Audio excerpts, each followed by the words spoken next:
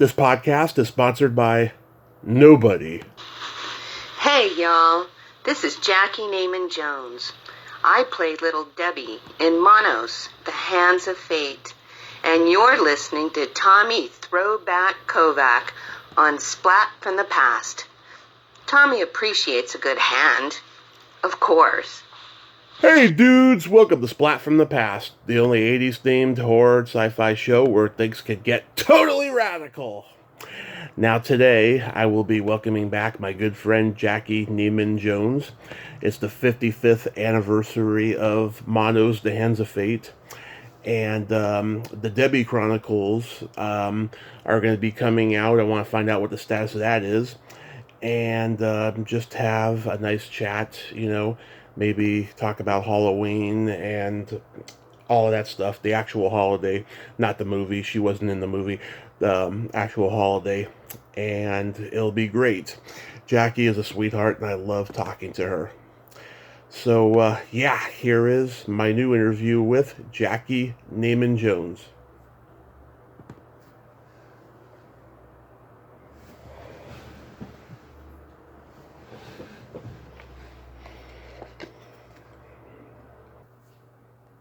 Hello. Jackey, welcome back. Hi, thank you. Yeah, how are things now that the world is kind of opening up again? Well, I had that accident like 3.5 weeks ago, so as soon as everything started going just the way I wanted it to, my studio space and everything, and I was just absolutely forced to stop. And it's been frustrating, but I'm actually in my studio today, and I've learned a lot of lessons about learning when to stop pushing myself so hard. Wow. I remember you posting something about that accident, but I didn't know if it was recent or something that happened years ago and you were just, having like a moment of clarity of like, I survived that. No, it was actually on October 3rd. Oh my God. And I totaled my car, and it's pretty dramatic. Really. I mean, not something I would ever expect. No one would, that's why they call them accidents, I suppose. Yeah. Oh my God. I'm glad you're all right. Oh, me too. And I'm especially glad that there was nobody else, no other people, it's just me and my car. So that's good. Yeah. So how's the COVID situation over there? Well, Western Oregon's pretty,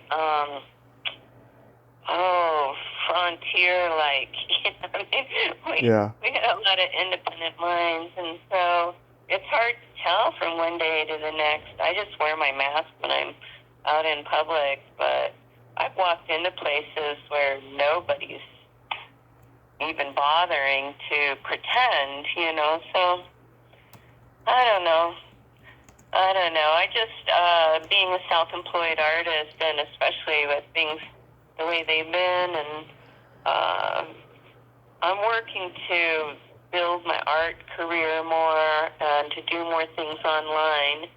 I've been teaching art classes, and lately I've had people who want to attend but can't physically, and I've learned a lot in the last year and a half about Zoom and doing things online, so that's what I'm working on right now. So it's a lot easier. I don't mind not being out in the world, really, because I find plenty of other ways to be social. Yeah. Me and my mom were fully vaccinated. Which we're waiting for the booster shots to happen, even though I'm a little scared about it because I was hearing the other day that mental illness is linked to them, but I don't know if that's just one person saying it or, if it's a general theory. But we have a low death rate over here in Reading. I remember last year it was like 70 people, which is good, but very bad for the families involved. Yeah. Yeah, we've had some local outbreaks, and I know a couple people locally have passed away, and I've known people because of social media and the internet. I've known a number of people that have been deeply affected by it. So I was vaccinated like early on. Yeah. I was offered it through, I'm registered with the Osage tribe, and so Indian Health offered it early on, and I said, well, okay, I'm here, let's go for it. So I'm waiting for the booster too. Yeah. I just see it's the lesser of whatever, I mean, we've had this through history, viruses and illnesses, and found ways to overcome them. I mean, I remember being a kid and having my little sister's time at chickenpox parties, Right. where people would invite, if their kid had chickenpox, they invite everybody over just to get it over with. Right. I had chicken pox when I was 10. Oh God, that was an experience I would never want to live through again. Ooh, yeah, that's getting older. It seems, they always said it was better just to get it as young as possible, maybe because you couldn't articulate how miserable you were. I don't know. Jeez. So it's been 55 years since Manos, the Hand of Fate. I mean, are you astounded at the legacy that it's finally getting? Oh, it's incredible. I mean, ever since it came out in 1993, and the internet came along, and I started putting it out in the world, and people showed interest. Then I was interviewing with like Entertainment Weekly, and what was it, 2015? I interviewed with Playboy magazine, and Really? Yeah, 7-page article. We're even on the cover. I didn't know that. I need to find out if, I guess you can. Maybe somebody can tell me, can I print that? Can I scan it and print it and put it on? I guess the worst they could do is tell me to take it down. Yeah. Because you can't find it anywhere on their site or anywhere online. Because they're copyright issues, I suppose. I don't know, but that's so awesome. Oh my God, I mean, God, I'm a Playboy collector, and I didn't even know that. Oh, well, I don't have it with me, but it's November. It's 2015, and yeah, that was great. The title is it's even on the cover. It's the name of the article is "The Battle Over the Worst Movie Ever Made," and if you Google that, it will tell you which one. Yeah, that's so cool. I mean, at the time that you made the movie, you were being as young as you were. It was just a fun project with your parents, right? But it just became a cult phenomenon thanks to Mystery Science Theater 3000. It's crazy. I've met, met Joel and Jonah Ray, and friends with some of them online. I've met Frank and Trace a couple times, and it's like, I met Cassandra Peterson. We were both, Elvira. Yeah. She did it on her show once, and I was just so excited. We were both guests at the same convention a few years ago, and I connived a way to get over there and introduce myself to her. And she had a huge line, long line of people, and she had this really strong-looking woman next to her that looked like might be a bodyguard type. Yeah. And so I was on a break, and I went over there and just kind of sizing up the situation, and so I dodged in around the end of the table because she was down at the end of the table, and I just dodged in there real quick and scooched down, and I squatted down, and I said, Cassandra, and I just said as quick as I could who I was and I was in Manos. I was a little girl. My dad's the master, saying as fast as I could. And Mm-hmm. she stopped and her eyes got real big all of a sudden. And she throws her arm out and says, "Stop the line." And then she wanted to ask me a bunch of questions. We got some pictures together. Oh, that's awesome. It's just astounding to me, the people that I've met. And, now I have a booking agent, so I'm looking at doing a lot more conventions and such. I'd like to do more, especially as the world opens up. Oh, that is so cool. And she's really great. She's one of her people that she books for is Cesar Garcia from Breaking Bad and Fast and Furious. And I got to meet him too. He's pretty cool. Yeah. Yeah, it's so cool.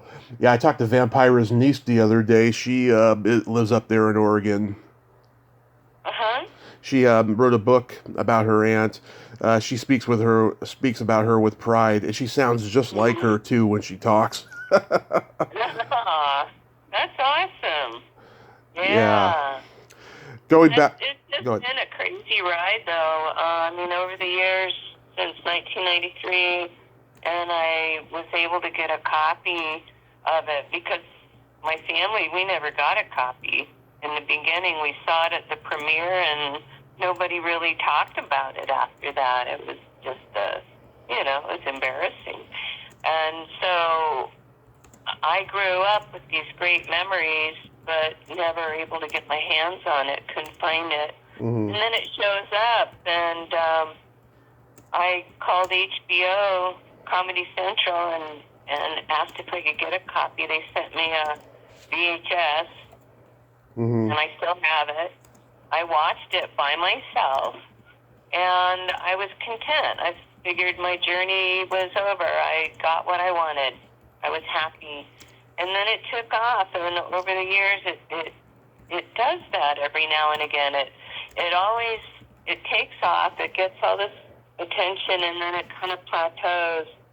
And I've learned over the years, every time I'm satisfied, I'm like, well, that was fun. That was a fun ride, and then it happens again. It's weird. So it's happening again. There's this resurgence of interest. I'm seeing it talked about and referred to a lot of new places. It's just crazy. Yeah. Oh, but that's so awesome. Going back to the Mystery Science Theater thing, a couple weeks after I talked to you last, I interviewed this director named Aaron Lipstad. He directed a low-budget sci-fi movie called City Limits, and it ended up on Mystery Science Theater 3000, and to this day, he's still offended by it. It's like he thinks it's a masterpiece or something. Oh. Well, see, for one thing, my dad had a great sense of humor, and I got to say, he was one of the top actors in our community theater in El Paso, and at the Festival Theater, it was really a good theater. They did a lot of quality plays, and he often played the lead. And in 1966, the year Manos was made, and in 1967, he won Best Actor of the Year award at the Festival Theater. So in 1966, he won the Best Actor of the Year award for playing the part of King Henry in Henry IV. He played big roles, so he was good. But it wasn't his film, so he could afford to have a good sense of humor about it. It's like it wasn't my fault; it was bad. Yeah. And as a kid, I felt the same way. It's like, who can blame me? I was just a kid.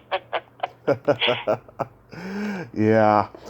And you were so adorable in that movie. You haven't changed much. You still have those rosy cheeks and those lowered eyes. Oh, that's very sweet. I'm feeling old if you do the math, Yeah. God, 55 years, and I was almost 7 years old when we filmed. Was all the adults high on that movie? No, but John Reynolds most certainly was. Yeah. And I think a lot of it was that he may not have started off that way, even though that was definitely dark times for him. But I think he felt very discouraged. And, the thing with actors, once they make the commitment, Yeah. no matter what, they pretty much stick it out. That's been my experience. I've seen people stick it out for, all kinds of things. You either hope for the best, or even if you know it's terrible, you just don't want to be the one to let everybody down. Yeah. You got to make the commitment. He went through it, but he definitely was high. I mean, the whole cast and crew were discouraged. In fact, the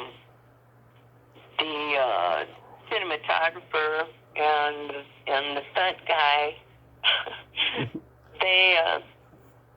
they started testing Hal Warren to see if he was paying attention. So there's one photograph that I see circulated quite a bit of being inside the Valley Lodge, and my dad standing with his arms out and this evil look on his face in the master's robe in full display. And if you look down just at the base on the mantle of the fireplace, you'll see a beer bottle. Mm-hmm. And they planted that intentionally to see if Hal was paying any attention. Yeah. Oh my God. So, what's the status of the Debbie Chronicles? Well, Willow and her husband Craig are still working hard on it.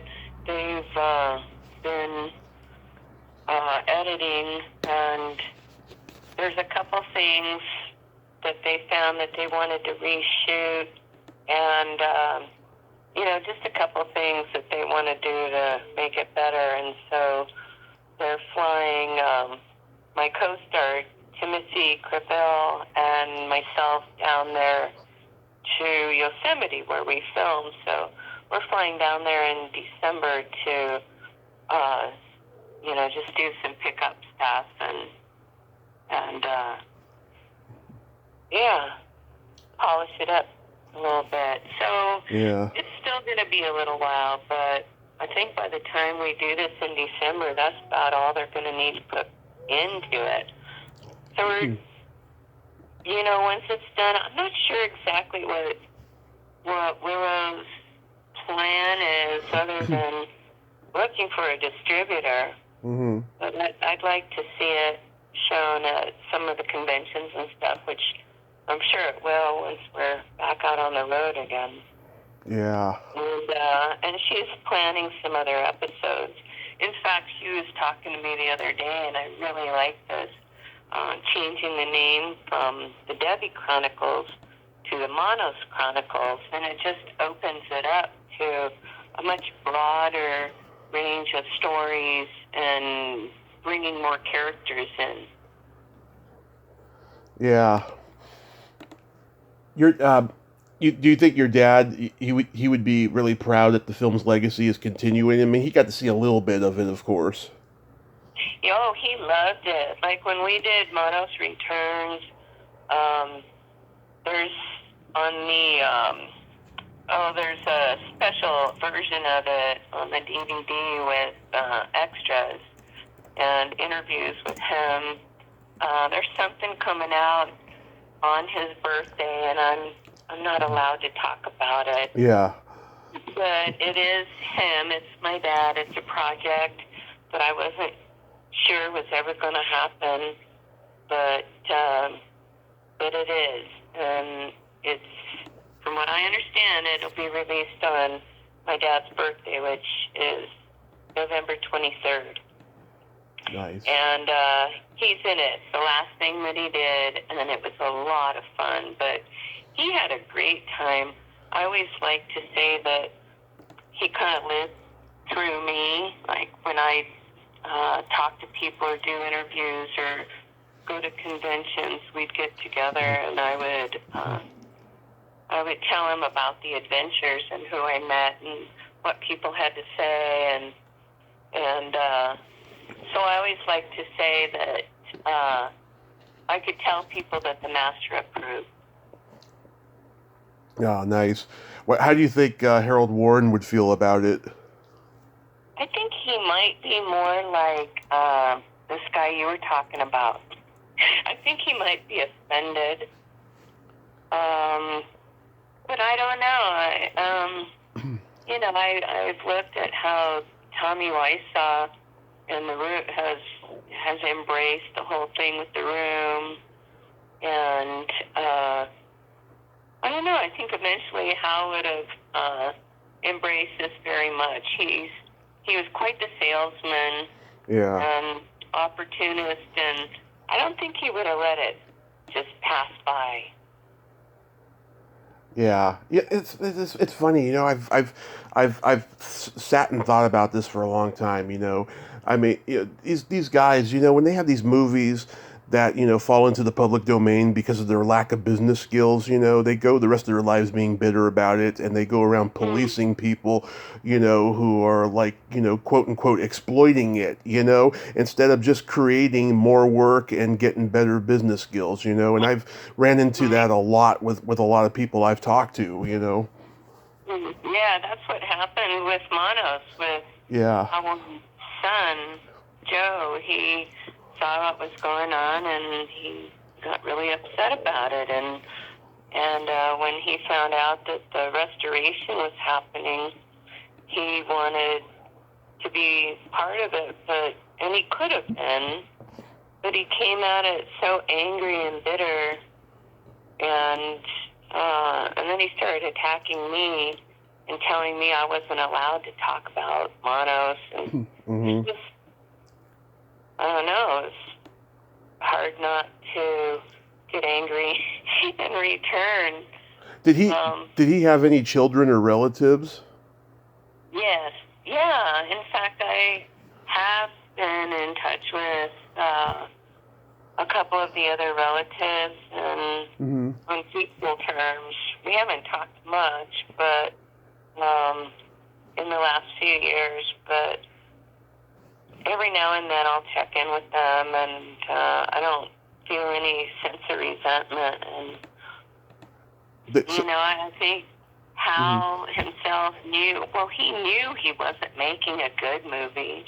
I think his main intention was he was hoping to make something that would get some interest, because he wanted to be the guy to open up the film industry in El Paso in the Southwest, because it's a beautiful place. I mean,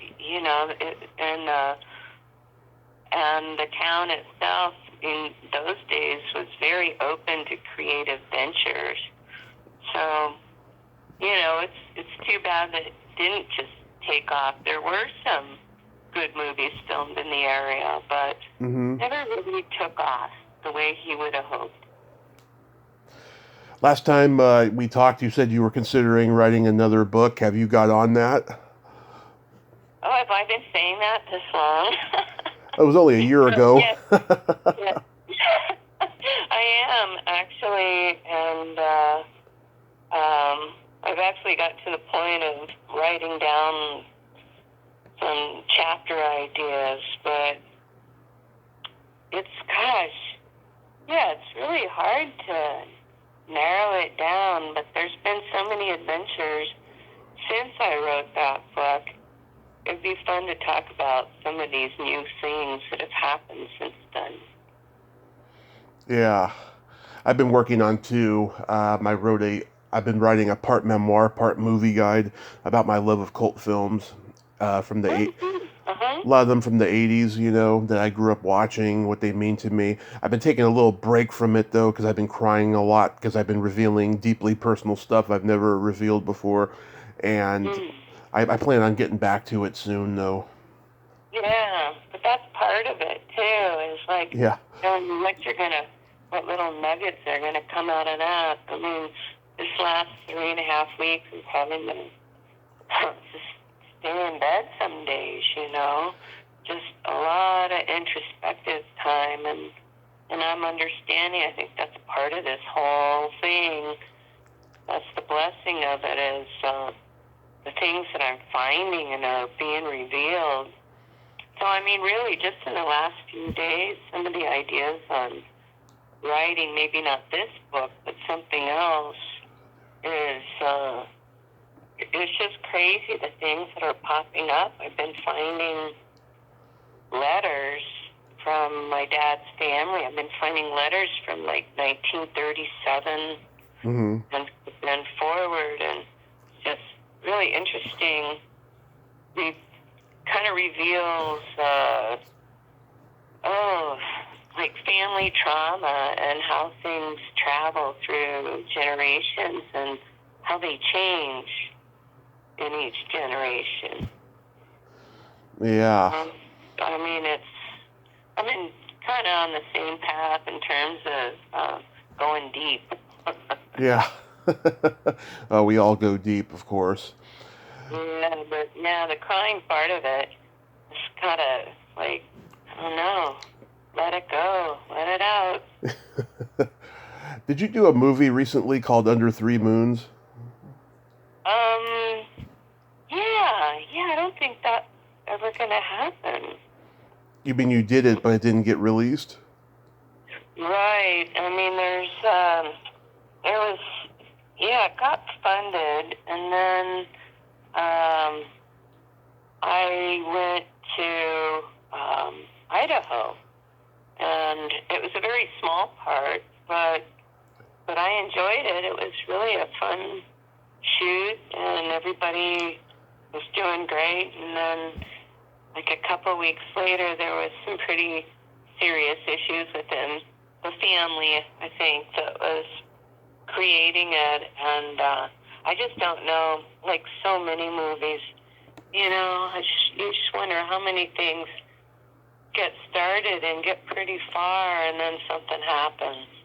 I hope it does. I hope it gets finished. Yeah. And then last Saturday, I went to a tiny little town here in Oregon, about an hour and a half from where I live, in the town of McMinnville, and filmed a scene for a friend of mine, Calvin Moore McCarthy, who I met at Crypticon a few years ago. And he always said he wanted me to be in one of his films, so he got me in there, and it was a fun little part, and I had a great day. And I got to play a doctor's wife. It was just at a dinner party that was setting up for the horror to come. So I had a lot of fun, and I think that's going to be I think it's going to be a good little independent film. Really looking forward to seeing it. Right. I found out on Facebook we have a mutual friend in Reba Sparrow. I know you both live in Oregon, but how did you two meet? Yes. Oh, well, she was, I don't want to get this wrong, was she director? She was production manager. She was part of an on-stage production, a comedy production of Manos that was in Portland. Oh. A few years ago.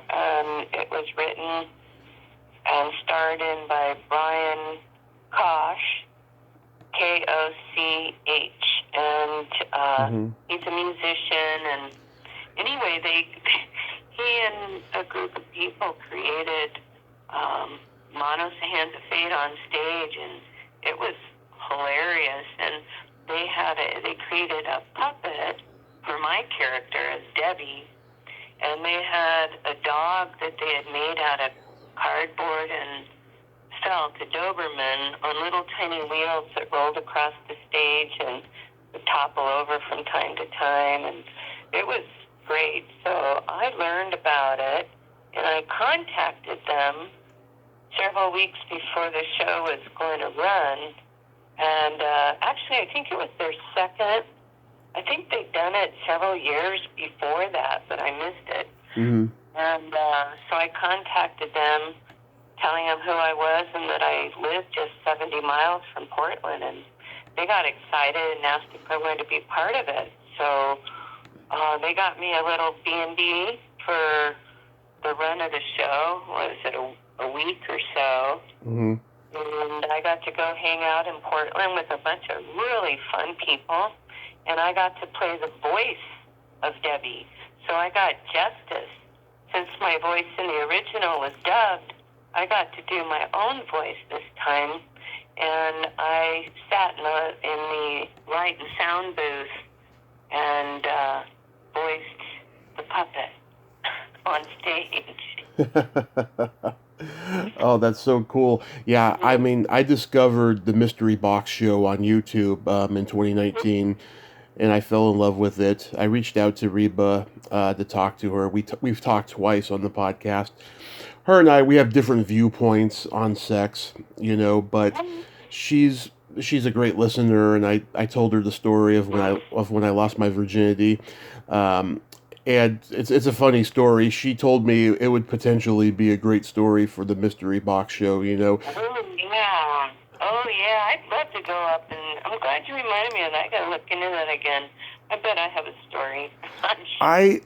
I would do it, except that I don't want to abide by the standard procedure of the show because, they do a training thing of how to tell it. And I was like, no, I want to tell it exactly how I told it to her on the podcast, Okay. Yeah, Yeah. she's great. Gosh, she just does so many things, and through her, through the show, I met all these other wonderful people, and Mm-hmm. yeah, I love Reba, and I need to be in better touch with her because she's very inspirational Yes, she for is. helping me move forward with the things that I want to do. Her and I are both survivors of obesity. I That's right. Yeah. Um, I I lost 130 pounds back in like 2007, and I'm trying to do it again, but it's harder now because I have metal in my leg, and it's really, really hard to exercise now. And I'm getting arthritis. It's terrible. But I've quit eating sugar, and I just moderate. Once in a while, but now I'm trying to get into less carbs again, but it's so hard. As you get older, your willpower begins to change, I think. Yeah, it's easier to justify. Yeah. What I found. Yep. Do you have a good sex story you want to tell me? Gosh, not off the top of my head. We'd have to do that for another time. But I'll say this in terms of film that I think is funny is Hmm. Joe Sherlock is a local filmmaker, and he makes a lot of films, and boy, he just gets them done. It's so fun, and but I call them movies in blood, and he shows them at the local. There's a couple local pubs, and he shows them at conventions and such. But they're horror, and they always have blood, and they always have it, some undressing to some point, Hmm. And he gets women of all shapes and sizes and types, and he's just so much fun. And he's our cinematographer and one of our producers for Manos Returns. Well, he wanted me in some of his films, and I told him my only stipulation was that I wasn't taking any clothes off. Right. So in revenge, I guess, I don't really think it's revenge, but he kills me every time. So I think I've been in like 5 of his films, and he's only not killed me once. So what, you didn't get the part then? No, I get the parts, but he Oh. always murders me in a pretty bloody manner too. Yeah. That's good for you that you stood your ground about being naked, you know. I just it's not something I was comfortable with. Yeah, you grew up. You grew up at the tail end of the sexual revolution of the '60s. What was that like? Oh, believe me, the 70s were yeah, that was disco era. And then right on into the punk scene and slam dancing. And yeah, I started with bell bottoms, hip huggers, and went on into, kind of the punk new age. So I don't know. I mean, it was definitely there.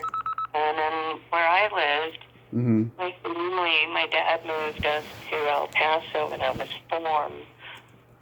And my parents were very liberal. And my dad, as an artist, Yeah. much of his work was nudes. Right. He did huge paintings of nudes. And we lived El Paso, especially in the 60s and 70s, was almost strictly Catholic, or at least where we lived.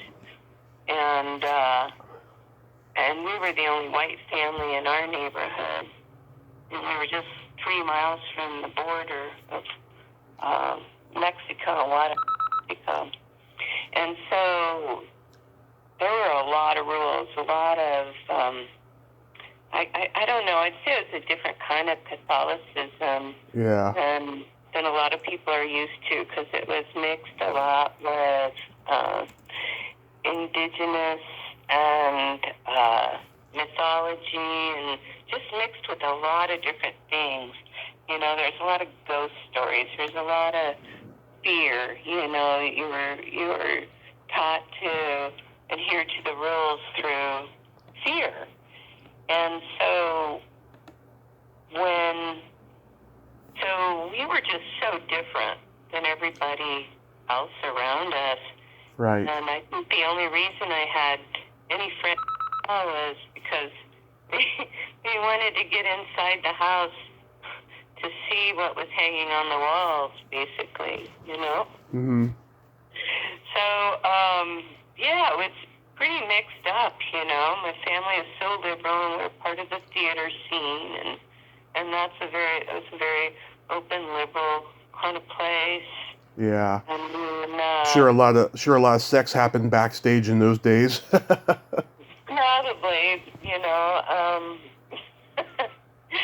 But then I moved to Southern California as a teenager. I lived in San Bernardino County, and so there was a lot going on there. A lot of drugs and sex. Definitely a lot of drugs. Yeah. I experimented a lot with just, I was kind of proud at the time. The only thing I never did was heroin. That's good. But I did pretty much everything else. And probably the only reason I didn't do heroin was because I already knew a couple addicts. Yeah. And I saw how tied in they were, how locked in. Mm-hmm. I didn't want to be a slave to anything. Yeah, plus heroin, you don't want to do that because needles. I hate needles, personally. I would never try heroin. Well, that probably was another big reason, but people were snorting it too. It wasn't the only way. Let me call you back on my other phone. This one's about to die. So did you start dating in high school? Yes, yeah, I did. Yeah, in fact, I had when I moved to live with my dad, I was a junior in high school. That was after my parents divorced. My dad moved to California from El Paso, and I followed him. And I met a guy who had just got out of juvenile hall, and he had dropped out of high school, and I fell in love, and so as one thing led to another. Hmm? One thing led to another. Yeah, so I ended up moving in with him because I was spending so much time at his place. His mother had died, and he received a settlement, so he had this little apartment, and I was over there like all the time. So my dad, in frustration, said, "Well, you either need to come home or make a commitment." So I made the commitment, and I moved in with him. So I spent my senior year living with my boyfriend, but I give him credit because his rule was he didn't want to be the reason for me failing in life. So he said I could only live with him as long as I went to school and graduated. So I did. Nice. And we stayed together till I was like 18, and then we just moved on our own ways. Did you have gay friends that were in the closet back then? Yeah, actually, I remember a guy in high school.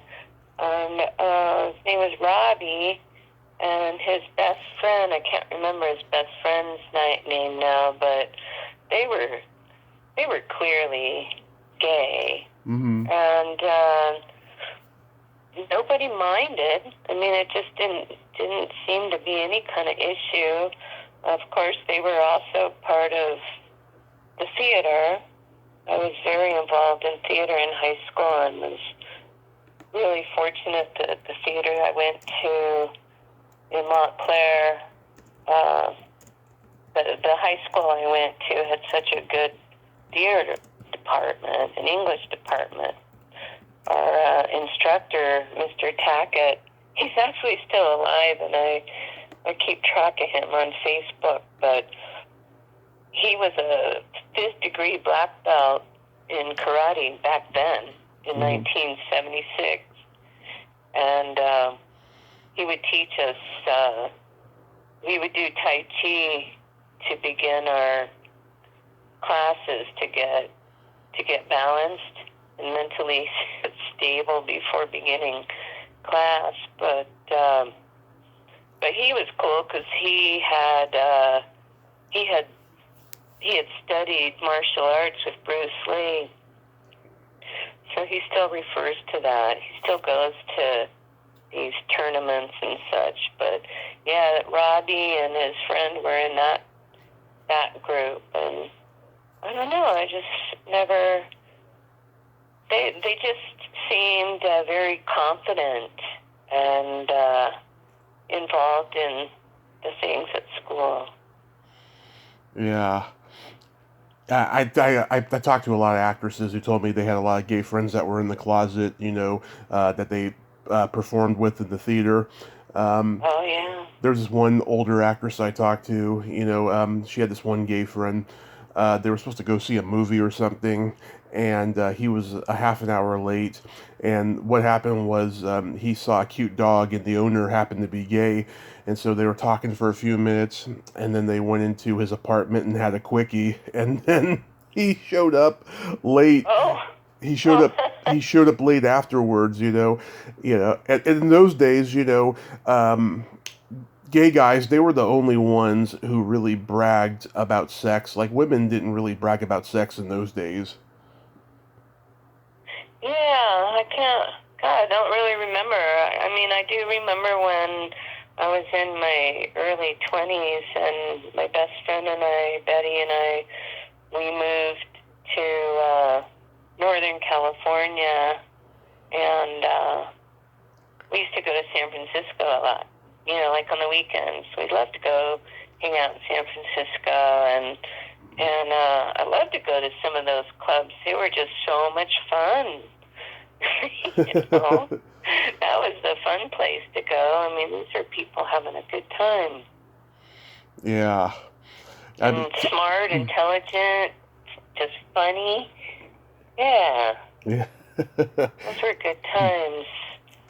Did you know what the G-spot was in those days? What's that? Did you know what the G-spot was in those days? Oh gosh, I can't remember. Probably, yeah. Yeah, not until that Well, book. it was probably more of a mystery, like exactly where it was. But yeah, you heard of it. Yeah, it's not until that book came out with Dr. Beverly Whipple. Oh, what's it called? I can't remember the name of it, but Oh. it was a groundbreaking book, and then it became a part of the American lexicon after that. Okay, I probably know it by title. Her name doesn't sound familiar, but Yeah, well, there's several of those sex therapists who are credited as discovering the mystery of the G spot, but she's generally the one who gets credited the most. hmm. I saw this show. It's on Netflix. It just started. Gwyneth Paltrow just came out with it. It's called Sex, Love, and Goop. You know, because Oh, haven't heard of that one. it just Yeah. it just came out last week. Goop is the name of her company. You know, Okay. talking about life and health and all that stuff.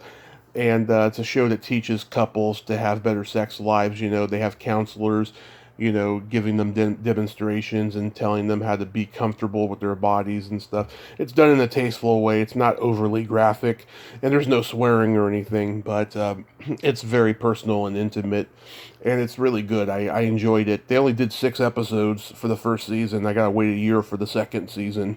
Oh, I just was turned on to a show that I think is really interesting. It's on Hulu. It's called Harlots. Mm-hmm.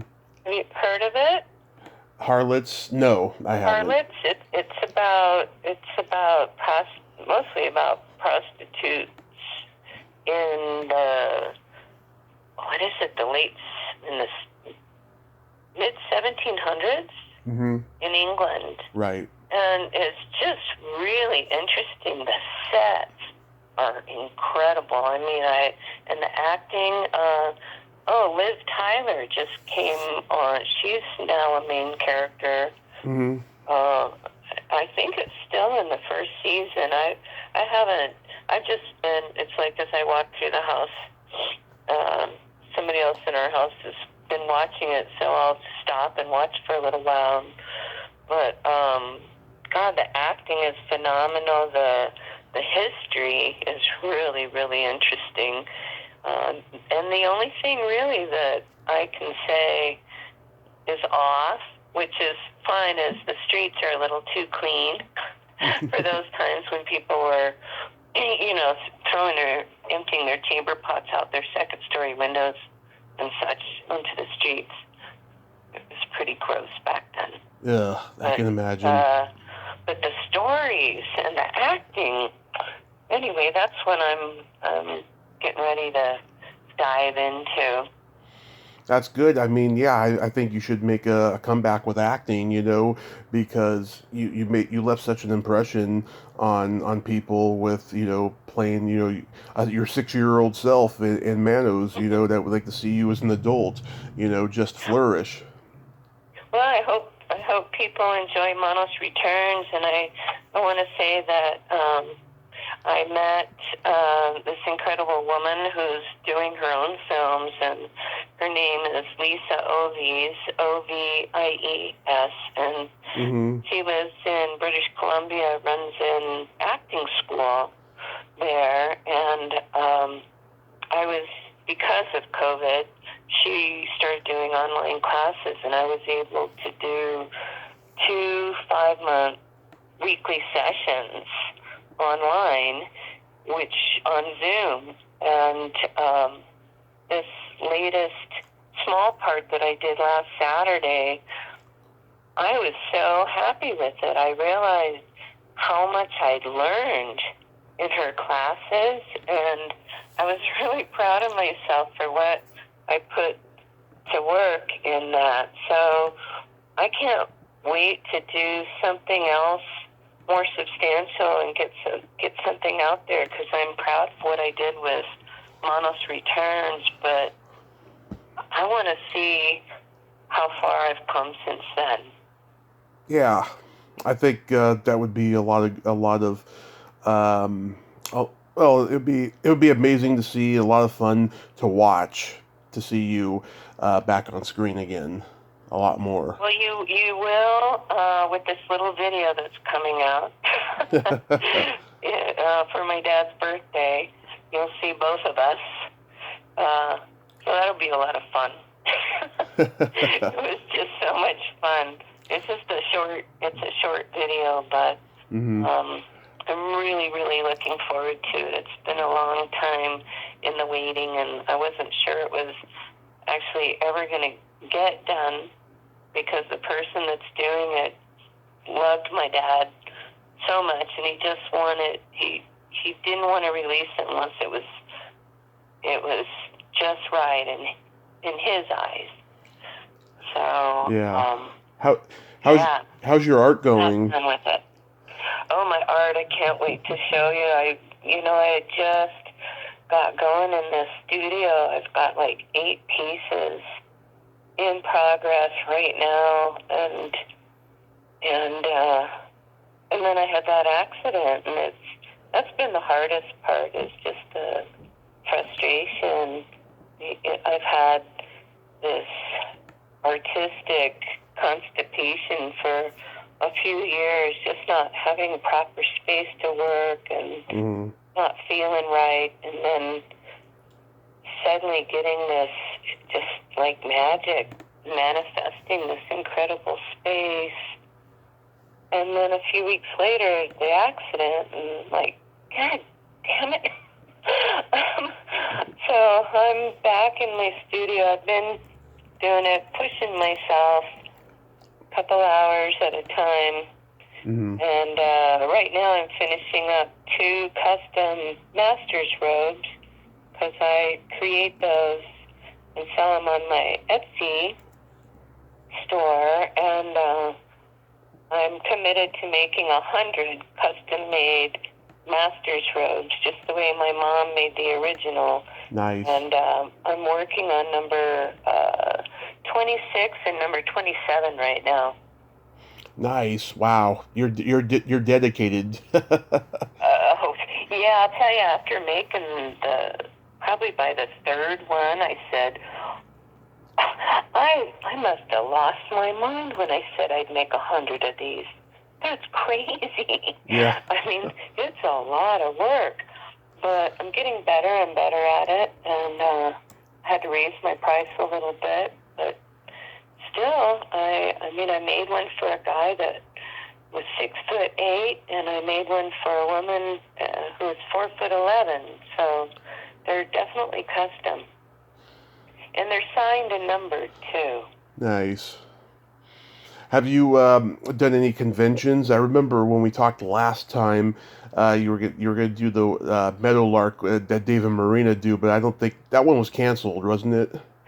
No, it did end up happening, and that's where I met Cesar Garcia. That was not very long ago, just a couple months ago. I was down there.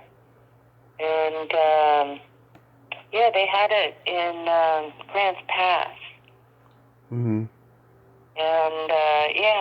so that's where I met Cesar Garcia and his agent. And he liked my Manos story so much, he told her about it, and she agreed to take me on as a client as well. So I did go to Meadowlark, and since then, she's booked me for next October in Indiana, Fort Wayne, Indiana, for DeadCon. I'm scheduled to be there, and I'm open.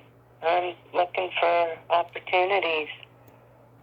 That's awesome. Yeah, I went to their show in Alameda a couple weeks ago, the Powerhouse Comic Con, and it was wonderful. I got to see a couple friends that I've interviewed, and some I met for the first time in person. Linda Miller from King Kong Escapes, Carl Craig from Destroy All Planets. Yeah. Nice. Yeah. Oh my God. I was supposed to go to Pensacon, then it was canceled, but then I interviewed with a couple guys last week who have a lot of connections there. I'm going to talk to them. So I wouldn't be surprised if I'm at Pensacon in Florida next year as well.